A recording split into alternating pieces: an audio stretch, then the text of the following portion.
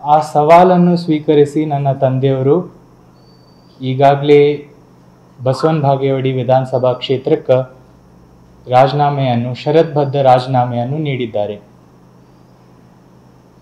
ಏನಾದರೂ ಬಸನಗೌಡರಿಗೆ ಆ ರಾಜೀನಾಮೆ ಪತ್ರ ರೆಸಿಗ್ನೇಷನ್ ಲೆಟರ್ ಸರಿ ಅನ್ನಿಸ್ಲಿಲ್ಲಪ್ಪ ಅಂದ್ರೆ ಅವರೇ ಒಂದು ಡ್ರಾಫ್ಟ್ ತಯಾರು ಮಾಡಲಿ, ಅದರಂತೆ ನಾವು ಕೂಡ ಡ್ರಾಫ್ಟ್ ತಯಾರು ಮಾಡ್ತೀವಿ. ಇಬ್ಬರು ಜೊತೆಯಲ್ಲಿ ಹೋಗ್ಬಿಟ್ಟು ಸಭಾಪತಿಗಳಿಗೆ ನಮ್ಮ ಡ್ರಾಫ್ಟನ್ನು ಸಬ್ಮಿಟ್ ಮಾಡೋಣ. ನಮ್ಮದೇ ಮೊದಲು ಅಂಗೀಕಾರ ಆಗಿ ಅದಾದ್ಮೇಲೆ ಅವ್ರದ್ದು ಅಂಗೀಕಾರ ಆಗಲಿ ಅಂಥೇಳಿ ಇನ್ನೊಮ್ಮೆ ನಾನು ಮಾಧ್ಯಮದ ಮುಖಾಂತರ ಆಹ್ವಾನ ಮಾಡ್ಲಿಕ್ಕೆ ಬಯಸ್ಲಿಕ್ಕತ್ತೀನಿ. ಅವ್ರೇನಾದರೂ ಇದ್ರ ತಕ್ಕಂತೆ ನಡೀಲಿಲ್ಲಪ್ಪ ಅಂದ್ರೆ ನಾನು ಕೂಡ ನನ್ನ ಮುಂದಿನ ಪೀಳಿಗೆಗೆ ನನ್ನ ಮಕ್ಕಳಿಗೆ ಹೇಳಬೇಕಾಗ್ತೈತಿ, ನಿಮ್ಮ ಮುತ್ಯಾರು ಇಂಥ ವ್ಯಕ್ತಿ ಜೊತೆ ನಪೌಸರ ಜೊತೆ ಜಗಳ ಆಡಬೇಕಾಗಿತ್ತು ಅಂತ ಹೇಳಿ. ಸರ್, ನನ್ನ ರೆಸಿಗ್ನೇಷನ್ ಯಾಕೆ ಸರ್? ನಾನೇ ಜಾಬ್ಸ್ ನ ಕ್ರಿಯೇಟ್ ಮಾಡಿ ಬಾಸ್ ಆಗ್ಬೇಕು ಅಂತಿದ್ದೀನಿ. ಹೇಗೆ? Boss Vala B the boss. ನಾನು ನನ್ನ ಮುಂದಿನ ಪೀಳಿಗೆಗೆ ಹೇಳಬೇಕಾಗ್ತೈತಿ. ಇನ್ನೊಂದು ನಾನು ಅವ್ರಿಗೆ ಪ್ರಶ್ನೆ ಕೇಳಲಿಕ್ಕೆ ಬಯಸ್ಲಿಕ್ಕತ್ತೀನಿ. ಅವರು ಬಿಜಾಪುರ ನಗರಕ್ಕೆ ನೀಡಿರ್ತಕ್ಕಂಥ ಸೇವೆ ಏನೈತಿ? ನಮ್ಮ ಮುತ್ಯ ಸಿದ್ದರಾಮಪ್ಪ ಪಾಟೀಲ್ ಅವರು ಕಾರ್ಪೊರೇಷನ್ ಪ್ರೆಸಿಡೆಂಟ್ ಆಗಿದ್ರು. ಅಷ್ಟೇ ಅಲ್ಲ, ನನ್ನ ತಂದೆಯವರು ಸಹ ಬಿಜಾಪುರ ನಗರಕ್ಕೆ ಕಾರ್ಪೊರೇಷನ್ ಪ್ರೆಸಿಡೆಂಟ್ ಆಗಿದ್ರು. ಕೇವಲ 23-24 ವಯಸ್ಸಕ್ಕೆ ಅವರು ಚುನಾಯಿತ ಸದಸ್ಯರಾಗಿ ಅಧ್ಯಕ್ಷರಾಗಿ ಆ ಕಾಲದಾಗ LBS ಮಾರ್ಕೆಟ್ ಉದ್ಘಾಟನೆ ಆಗಿತ್ತು. ನಿನ್ನೆ ಮಾಧ್ಯಮದವ್ರ ಜೊತೆ ಮಾತಾಡೋದ್ನಾಗ ಹೇಳಿದ್ರು ಸುಮಾರು 3000 ಆಸ್ತಿಗಳನ್ನು ಸೃಷ್ಟಿ ಮಾಡಿದ್ರು. ಅದು ಇವತ್ತು ಕಮ್ಮಿ ಆಗ್ತಾ ಕೇವಲ 700-800 ಆಸ್ತಿ ಉಳಿದೈತಿ.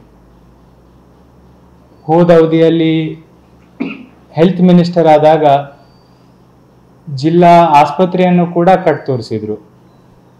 ಇಂಥ ಹಲವಾರು ಸಾರ್ವಜನಿಕ ಕೆಲಸಗಳನ್ನು ಮಾಡ್ತಾ ಬಂದಿದ್ರು. ಅವ್ರ ರಾಜಕೀಯ ಜೀವನದಾಗ ನಿಸ್ವಾರ್ಥವಾದಂಥ ಸೇವೆ ಬಿಟ್ಟರೆ ಅವ್ರು ಏನೂ ಸಲ್ಲಿಸಿಲ್ಲ ಅಂಥೇಳಿ ಭಾಳ ಆತ್ಮಸಾಕ್ಷಿದಿಂದ ನನಗೆ ಹೇಳಲಿಕ್ಕೆ ಸಂತೋಷ ಅನ್ನಿಸ್ತೈತಿ. ಆದರೆ ಇನ್ನೊಂದು ಕೈಯಲ್ಲಿ ನೀವು ಅವರನ್ನು ನೋಡ್ರಿ, ಅವ್ರು ಕೇವಲ ಖಾಸಗಿ ಶಿಕ್ಷಣ ಸಂಸ್ಥೆಗಳು ಮಾಡ್ಕೋತ ಹೋದ್ರು, ಖಾಸಗಿ ಆಸ್ಪತ್ರೆ ಮಾಡಿದರು, ಅದನ್ನು ಸಾಲಿಲ್ಲ. ಮುಂದೆ ಬಂದು ಒಂದು ಸಕ್ರೆ ಫ್ಯಾಕ್ಟ್ರಿನೋ ಎಥನಾಲ್ ಫ್ಯಾಕ್ಟ್ರಿ ಏನೋ ಮಾಡಿದರು. ಆದ್ರೆ ನಾನು ಅವ್ರಿಗೆ ಕೇಳಲಿಕ್ಕೆ ಬಯಸ್ಲಿಕ್ಕತ್ತೀನಿ, ಬಿಜಾಪುರ ನಗರದಾಗ ನಿರುದ್ಯೋಗದ ಸಮಸ್ಯೆ ಇಲ್ಲೇನೋ? ಇಲ್ಲಿಯ ಹುಡುಗರಿಗೆ ನೌಕರಿ ಬೇಕಾಗಿರ್ಲಿಲ್ಲೇನೋ? ಯಾಕೆ ಆ ಫ್ಯಾಕ್ಟ್ರಿ ಹೋಗಿ ಬೀದರ್ದಾಗ ತೆಗಿಬೇಕಾಯ್ತು? ಚಿಂಚೋಳಿದಾಗೇನೋ ತೆಗೆದ್ರು. ನಿಜವಾಗ್ಲೂ ಅವರಿಗೆ ನಮ್ಮ ಜಿಲ್ಲೆ ಮೇಲೆ ಅವ್ರಿಗೆ ಕಾಳಜಿ ಇತ್ತು. ಈ ಕ್ಷೇತ್ರದ ಜನದ ಮೇಲೆ, ಬಿಜಾಪುರ ಜನರ ಮೇಲೆ ಕಾಳಜಿ ಇತ್ತಪ್ಪ ಅಂದ್ರೆ ಇಲ್ಲೇ ಉದ್ಯೋಗ ಸೃಷ್ಟಿ ಮಾಡ್ಲಿಕ್ಕೆ ಅವಕಾಶ ಇತ್ತು. ಅದರ ಇಷ್ಟೆಲ್ಲ ಆಸ್ತಿ ಅಂತಸ್ಸು ಗಳಿಸೋತ್ನಾಗೆ ನಾನು ಬಡುವದಿನ ಅನ್ಕೋತೆ ಇದನ್ನೆಲ್ಲ ಮಾಡ್ಕೋತ ಬರ್ಲಿಕ್ಕತ್ತಾರ ಇಲ್ಲಿ ತನ. ನಮಗೆ ಭ್ರಷ್ಟರು ಅಂತಾರ, ಅವ್ರು ಇಂಥವೆಲ್ಲ ಮಾಡ್ತಾರೆ ಕೆಲ್ಸಗಳು. ಅದಕ್ಕಿದು ಹೇಳಬೇಕಾಗಿರ್ತಕ್ಕಂಥ ಅನಿವಾರ್ಯತೆ ಇವತ್ತು ಬಂದೈತಿ.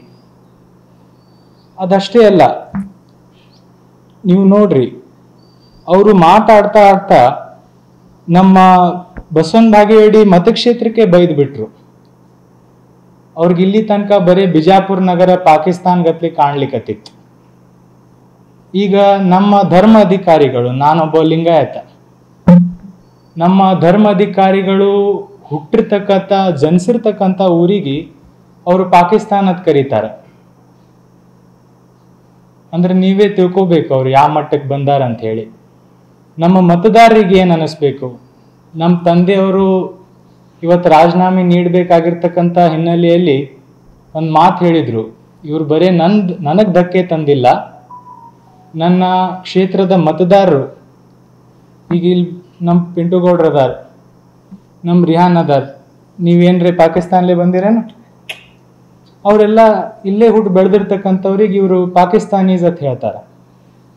ಇಂಥ ಮಟ್ಟಕ್ಕೆ ಇವ್ರು ಹಿಡಿದು ಬಿಟ್ಟಾರ. ಅದಷ್ಟೇ ಅಲ್ಲ, ಅವ್ರು ಪ್ರವಾದಿಗಳಿಗೂ ಬೈದ್ರು, ಒಂದು ಮಾತು ಮುಂದೆ ಹೋಗಿ ನಮ್ಮ ಬಸವಣ್ಣನವರಿಗೆ ಏನು ಹೇಳ್ತಾರಪ್ಪ ಅಂದ್ರೆ ಜಗದ್ಗುರು ಬಸವೇಶ್ವರ ಅವರು ಹೊಳಿ ಹಾರ್ಯಾರ ಅಂತಕ್ಕಂಥ ಮಾತನ್ನು ಕೂಡ ಅವ್ರು ಆಡ್ಬಿಟ್ರು.